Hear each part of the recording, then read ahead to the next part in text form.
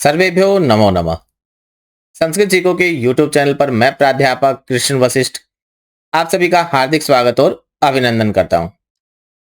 पिछली कुछ वीडियो में हमने अनुष्टुप, इंद्रवज्रा और उपेंद्र वज्रा छंद को सरल किया था और उनसे संबंधित परीक्षा में आने वाले प्रश्नों को सरल किया था, जाना था।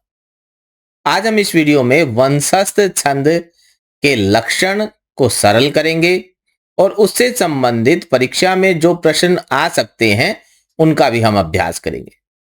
अगर आपने अनुष्टुप, इंद्रवज्रा और उपेंद्र वज्रा की वीडियो को नहीं देखा है तो आप उन वीडियो को देखें, और अगर आपने चैनल को सब्सक्राइब नहीं किया है तो आप चैनल को भी सब्सक्राइब करें, बेल आइकन को दबाएं ताकि चैनल पर डाली गई वीडियो सबसे पहले आप तक पहुंच जाए। तो आइए शुरू करते हैं। वंशस्थ छंद, स्क्रीन पर चलते हैं। वंशस्थ छंद का लक्षण है जतौ तु वंशस्थ मुदीरितम जरऊ, अर्थात इस छंद के प्रत्येक चरण में क्रमशः जगण, तगण, जगण और रगण के क्रम से 12 वर्ण होते हैं। पद के अंत में यति होती है। तो हमें यहां से क्या पता चला? तो जतऊ अर्थात जगण और तगण, जरऊ जगण और रगण, जगण, तगण, जगण और रगण, इस क्रम से जिस भी श्लोक में आपको वर्ण दिखाई दे वह श्लोक वंशस्थ छंद का होगा। और इसमें कुल जो वर्ण है वो हमें पता चला 12 वर्ण होते हैं। पद के अंत में यति होती है, बीच में आपको विराम नहीं करना है, पद के अंत में ही आपको विराम करना है, विराम लेना है। तो आइए आप देखते हैं इससे संबंधित जो प्रश्न है कि कौन कौन से प्रश्न बन सकते हैं। पहला प्रश्न है कि वंशस्थ छंदसः लक्षणम किम, वंशस्थ छंद का लक्षण और उसका उदाहरण। यह तो सिंपल और साधारण और सीधा सीधा प्रश्न हो गया जो परीक्षा में अक्सर पूछा जाएगा ही जाएगा। अगर घुमा फिरा के भी प्रश्न एग्जामिनर पूछता है तो उनका भी हम अभ्यास करेंगे। तो वंशस्थ छंद का लक्षण क्या होगा? वंशस्थ छंद का लक्षण होगा वंशस्थ छंदसः लक्षणम जतौ तु वंशस्थ मुदीरितम जरऊ। इस प्रकार से आपको लिखना है। पूर्ण वाक्य में आपको संस्कृत में उत्तर लिखना है। अगला प्रश्न है वंशस्थ छंदसः उदाहरणम किम, वंशस्थ छंद का उदाहरण क्या है? तो उदाहरण आप कोई भी जो आपको वंशस्थ छंद का उदाहरण याद है उसको आप लिख देंगे। अगला प्रश्न वंशस्थ छंदसी कति वर्णाः भवन्ति। अगर आपने पिछली वीडियो देखी है तो ये आप समझ गए होंगे कि छंदसी का मतलब है छंद में, अर्थात पूरे छंद की बात हुई है, चारों चरणों की बात हुई है। तो आंसर होगा वंशस्थ छंदसी अष्टचत्वारिंशत् वर्णाः भवन्ति, 48 वर्ण होते हैं। कस्मिन् छंदसी अष्टचत्वारिंशत् वर्णाः भवन्ति, यहां तो पूछा था कि वंशस्थ छंद में कितने वर्ण हैं और उत्तर हुआ था अष्टचत्वारिंशत्।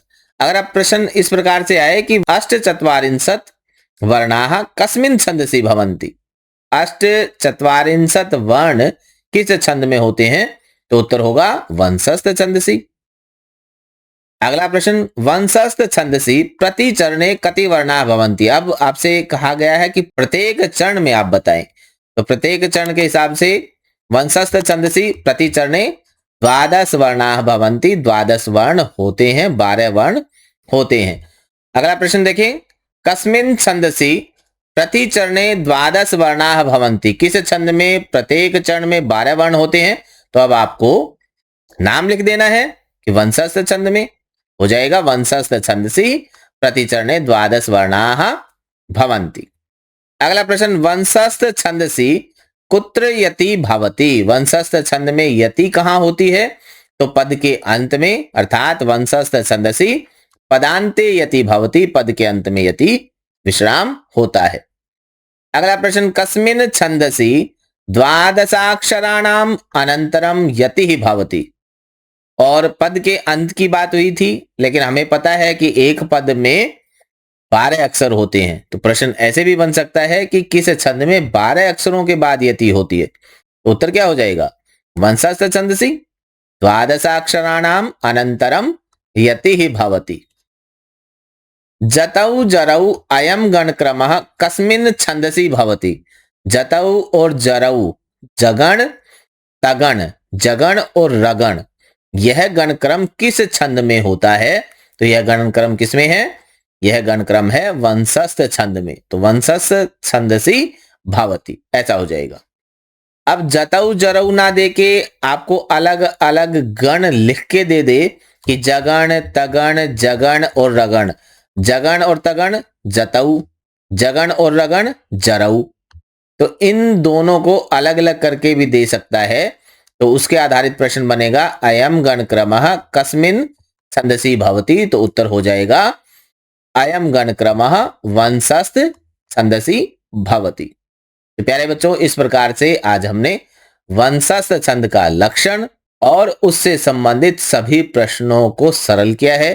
अगर यह वीडियो आपको उपयोगी लगी है तो आप वीडियो को लाइक करें, अपने मित्रों के साथ शेयर करें और चैनल को सब्सक्राइब अवश्य करें। अगर कोई भी आपको डाउट है तो आप कमेंट बॉक्स में जरूर लिखें, उसका मैं निराकरण करूंगा। मिलते हैं छंद की अगली वीडियो के साथ, तब तक के लिए नमस्कार।